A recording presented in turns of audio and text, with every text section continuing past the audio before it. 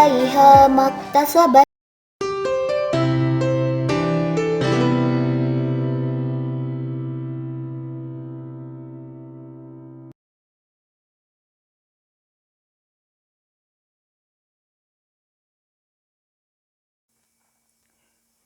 Bismillah, assalamualaikum warahmatullahi wabarakatuh. Bismillah, alhamdulillah, assalatu wassalamu ala rasulillah wa ala alihi wa ashabihi wa mawalah amma ba'd. Wa qala Allah ta'ala fil Qur'anil Karim wa huwa asdaqul qailin. A'udzu billahi minasyaitonir rajim. Bismillahirrahmanirrahim. Ma asabaka min hasanatin faminallah wa ma asabaka min sayyi'atin famin nafsik. Wa qala aidan wa ma kana Allahu li'adzibahum wa anta fihim wa ma kana Allahu mu'adzibahum wa hum yastaghfirun. Pertama-tama marilah kita panjatkan puji dan syukur kehadirat Allah Subhanahu wa taala yang mana pada kesempatan ini kita masih diberi nikmat, terutama nikmat iman dan nikmat Islam di tengah wabah COVID-19 ini. Tak lupa sholawat beserta salam semoga selamanya terlimpah curahkan kepada Habibana wa Nabiyana Muhammad Sallallahu Alaihi Wasallam. Anak-anakku sekalian yang dirahmati Allah Subhanahu Wa Taala, pada kesempatan ini Bapak ada materi tentang urgensi menjadi pelajar yang mandiri di era COVID-19 ini. Sebelumnya kita flashback atau kembali lagi kepada mukadimah yang tadi, bahwasanya ada Quran surah Al-Baqarah, surah An-Nisa ya, surah An-Nisa ayat 79 yang kurang lebih A'udzubillahi minasyaitonirrajim. Bismillahirrahmanirrahim. Ma asobaka min hasanatin faminallah wa ma asobaka min sayyi'atin faminafsik. Ketahuilah bahwa sesungguhnya kebaikan itu berasal dari Allah dan kesalahan atau keburukan yang ada pada diri kalian itu berasal dari diri kita sendiri. Maksudnya kita selaku manusia diberi akal oleh Allah Subhanahu wa taala untuk memilih perkara yang baik itu seperti apa, perkara yang jelek itu seperti apa. Nah, disitulah fungsi akal diberikan oleh Allah Subhanahu wa taala kepada kita supaya kita bisa memilih dari sisi mana kita akan bertindak dan bagaimana efeknya nanti ke depan ketika kita melakukan hal-hal yang memang sesuai dengan syariat Islam seperti itu. Oke anak-anak, apa sih urgensi menjadi seorang pelajar yang mandiri itu? Nah, timbulkan pertanyaan seperti itu. Urgensi menjadi seorang pelajar mandiri itu adalah ya di tengah wabah seperti ini gitu kan. Wabah ini tidak ada satupun warga dunia, baik itu di negara tercinta kita NKRI ataupun di negara-negara yang lainnya, tidak ada yang siap untuk menghadapi wabah corona atau COVID-19 ini. Tidak ada yang siap semuanya. Nah, sekarang bagaimana caranya kita menyikapi wabah ini? Tugas kita sebagai pelajar bagaimana? Karena mau tidak mau waktu terus berjalan, hari demi hari kita lalui di tengah wabah seperti ini. Dimulai dari untuk kayak misalkan yang berimbas kepada dunia pendidikan itu dimulai dengan pembelajaran di rumah. Setelah itu ditiadakannya ujian nasional dari tingkat SD sampai tingkat SMA atau kita tingkat SMK ditiadakan di seluruh Indonesia. Bahkan yang sudah melaksanakan pun disamaratakan gitu kan dengan yang tidak melaksanakan, artinya tidak ada nilai untuk ujian nasional pada tahun ini gitu kan, tidak ada nilai dari pemerintah. Adapun nilainya ditentukan oleh nilai rapot ya, oleh nilai rapot. Nah, urgensinya menjadi pelajar yang mandiri itu dengan cara kita mengasah gitu kan, kita mengasah kemampuan kita yang sudah kita dapatkan di sekolah. Kayak misalnya nih untuk mata pelajaran Bapak produk kreatif, kalian selama belajar di sekolah dapat materinya dari Bapak, dari kayak misalkan untuk kelas 11 merancang prototipe sebuah produk gitu kan, atau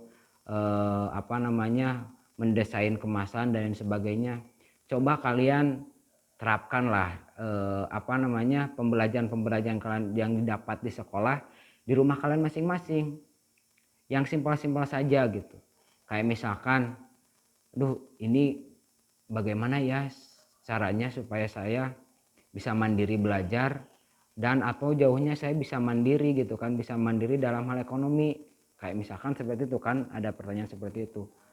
Oh ya sudahlah, saya akan membuat sebuah produk yang sekiranya terjangkau sama masyarakat dan tidak perlu keluar rumah gitu kan. Taruhlah, kan sekarang itu kalau jasa kurir kan tidak dibatasi kan ya. Jasa kurir itu tidak dibatasi, makanya kamu bikin produk makanan misalkan kan, makanan yang cepat saji gitu kan, cepat saji untuk menu berbuka puasa. Katakanlah yang lagi hit-hit sekarang itu kan kayak misalkan bakso gitu kan, atau makanan-makanan frozen kayak gitu-gitu kan. Nah, kamu cobalah bikin sebuah produk, kamu terapkan gitu kan, kamu terapkan materi yang sudah didapat. Ketika kamu ingin memulai sebuah usaha itu, yang pertama harus dilakukan itu kan konsepnya itu seperti apa, pangsa pasarnya di mana gitu kan, kemudian targetnya siapa. Nah, kamu pikiran dulu itunya, baru kamu mulai usahanya. Nah, setelah usaha yang ide-ide cemerlang yang kalian dapatkan, kalian realisasikan gitu kan. Tapi ingat, bikin dulu prototipenya, atau kalau di makanan bikin dulu tester lah. Jangan dulu kalian bikin produk langsung jualan, jangan seperti itu. Jadi kalian bikin produk dulu, setelah bikin produk, nah bikin kan ada prototipenya itu. Kalau di makanan tester lah, kamu bikin tester, kamu ini cobain makanan bikinan saya, produk saya, atau ke tante kamu, ke om kamu, ke paman kamu, ke tetangga-tetangga. Cobain dulu testernya, gak perlu banyak-banyak gitu kan, namanya juga tester kan. Nah, cobain satu-satu. Wah, enak. Nah, kamu pikirkan bagaimana nih pemasarannya, karena makanannya sudah ada yang menikmati nih hasil makanan kamu, karena makanan itu soal rasa ya, makanan itu soal rasa. Oke. Misalkan dapat nih pangsa pasarnya di lingkungan RT kamu, atau di lingkungan RW kamu. Nah, setelah itu kamu baru pasarkan lewat dari rumah ke rumah gitu kan. Kalau masih di lingkungan kan kita masih bisa keluar kan ya kalau di lingkungan. Nah, seperti itulah salah satu contoh supaya kita mandiri gitu kan. Arti kata mandiri di sini, belajarnya dapat, usahanya juga dapat, seperti itu kan. Itu yang pertama. Urgensi yang kedua menjadi seorang pelajar itu adalah kita mengamalkan sikap sosial, perilaku yang baik untuk diri kita, untuk keluarga kita, untuk lingkungan kita gitu kan ya. Terutama dalam hal menjalankan peribadahan, khususnya bagi kita kaum muslimin di bulan suci Ramadan ini. Perbanyaklah kita beribadah kepada Allah Subhanahu wa taala, karena di dalam sebuah ayat atau firman Allah di sana dijelaskan gitu kan, wa ma kana Allahu liyu'adzibahum wa anta fihim wa ma kana Allahu mu'adzibahum wa hum yastaghfirun. Al-ayah, wallahu alam bisawab. Kurang lebih isi daripada ayat itu adalah Allah Subhanahu wa taala tidak akan memberikan siksa kepada suatu kaum di mana di kaum itu masih hidup baginda Rasulullah SAW, dan Allah pun tidak akan menurunkan siksa kepada suatu kaum di mana di dalam suatu kaum itu masih banyak orang-orang yang beristighfar atau memohon ampun kepada Allah Subhanahu wa taala. Jadi siapa yang tahu kita mau mati kapan gitu kan. Tidak ada yang tahu ajal kapan akan menjemput. Alangkah lebih baik gitu kan kita mempersiapkan diri untuk menjemput ajal kita, karena tidak ada yang tahu, satu orang pun bahkan malaikat pun tidak tahu gitu kan ajal kapan akan datang menjemput kita semua.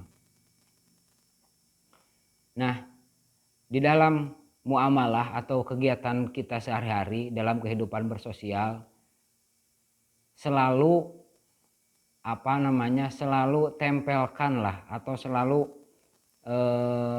dampingi semuanya atau balut semuanya dengan kegiatan-kegiatan dalam kehidupan kita sehari-hari. Apapun yang kita kerjakan, balut semuanya dengan ibadah supaya menjadi ladang amal kita untuk kelak nanti kita tuai atau kelak nanti kita panen di akhirat. Karena yang akan dipertanyakan itu adalah hasil ibadah kita, hasil muamalah kita selama kita hidup di dunia ini.